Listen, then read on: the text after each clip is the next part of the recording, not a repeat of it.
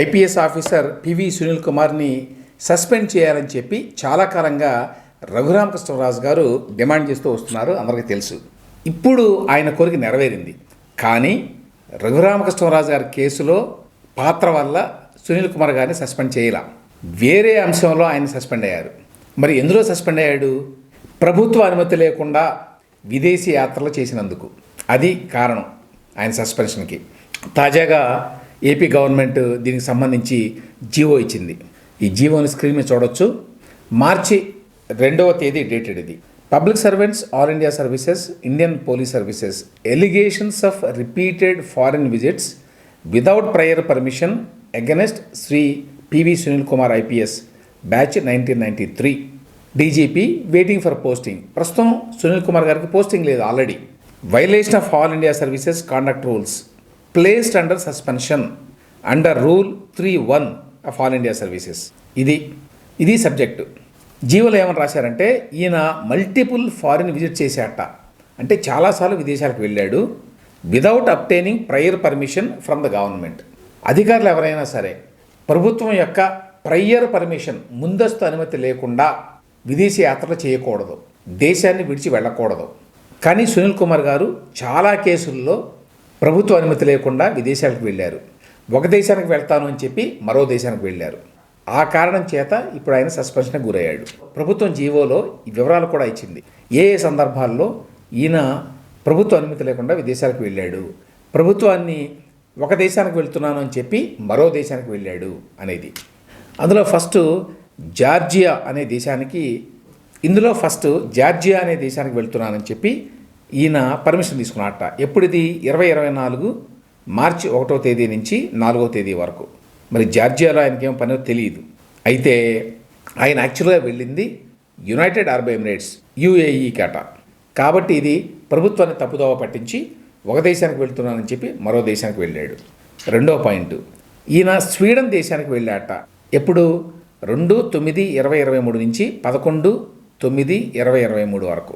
కానీ without obtaining prior permission from the government, అంటే ప్రభుత్వాలకు చెప్పకుండానే వెళ్ళాడు స్వీడన్.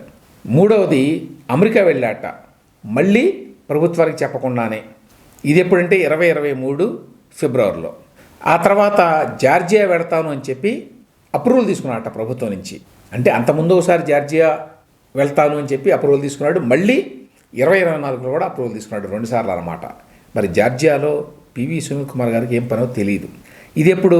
2022 డిసెంబర్ 14 నుంచి 19 వరకు జార్జియా వెళ్తానని చెప్పి అప్రూవల్ తీసుకున్నాడు. కానీ జార్జియా వెళ్ళలేదు, ఆయన వెళ్ళింది యునైటెడ్ అరబ్ ఎమిరేట్స్.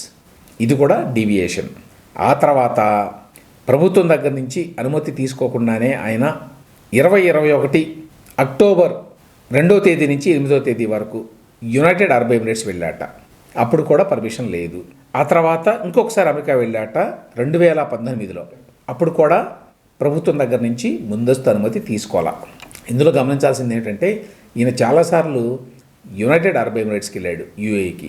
అది కూడా వేరే దేశాలకు వెళ్తున్నానని చెప్పి వెళ్ళాడు కొన్నిసార్లు అసలు ముందస్తు అనుమతి లేకుండానే వెళ్ళాడు.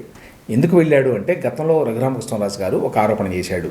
ఏమిటి ఆరోపణ అంటే, ఈ పివి సునీల్ కుమార్ గారు చాలా అవినీతికి పాల్పడ్డాడు, బోల్డంత డబ్బు సంపాదించాడు పోలీస్ అధికారిగా. ఆ డబ్బునంతా తీసుకెళ్ళి విదేశాల్లో పెట్టాడు. కొంత అమెరికాలోనూ మరికొంత యుఏఈలోనూ ఉంది. అక్కడే తన పిల్లల చేత ఈ డబ్బుతో వ్యాపారాలు చేస్తున్నాడు అనేటువంటి ఆరోపణ చేశాడు. సో ఈ సందర్భంగా ఆ ఆరోపణలు రెలవెంట్. ఈ విధంగా పివి సునీల్ కుమార్ గారు ప్రభుత్వానికి చెప్పకుండా కొన్ని దేశాలకి, ఒక దేశానికి వెళుతున్నాను అని ప్రభుత్వానికి చెప్పి మరో దేశానికి వెళ్ళారు. ఇది క్రమశిక్షణ రాహిత్యం, ఆల్ ఇండియా సర్వీసెస్ రూల్స్కి విరుద్ధం. అందుచేత ఈ రకంగా ప్రవర్తించడం gross negligence, indiscipline, grave misconduct అని చెప్పి రాశారు ఇందులో.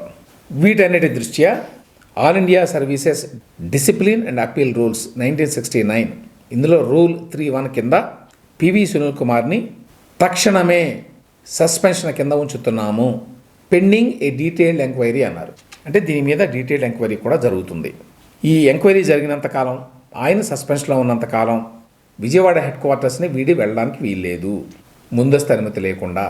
దాంతోపాటు ఈ సస్పెన్షన్ కాలంలో ఆయనకి సబ్సిస్టెన్స్ అలవెన్స్ ఇస్తారు, జీతం ఎవరు అంటే ఫుల్ జీతం ఎవరు, సబ్సిస్టెన్స్ అలవెన్స్ అంటే జీతంలో 50% ఇస్తారు. గతంలో ఏపీ వెంకటేశ్వరరావు గారికి కూడా ఇలాగే చేశారు. ఈ మేరకి చీఫ్ సెక్రటరీ కె విజయానంద్ గారు ఇవాళ జీవో రిలీజ్ చేశారు. ఆ విధంగా అనేక ఆరోపణలు ఎదుర్కొంటున్న పివి సునీల్ కుమార్ గారు చివరికి మీడియా దృష్టిని ఎంతో ఆకర్షించిన రఘురామకృష్ణరాజు గారి కేసులో కాకుండా వేరే కేసులో సస్పెన్షన్కి గురయ్యారు.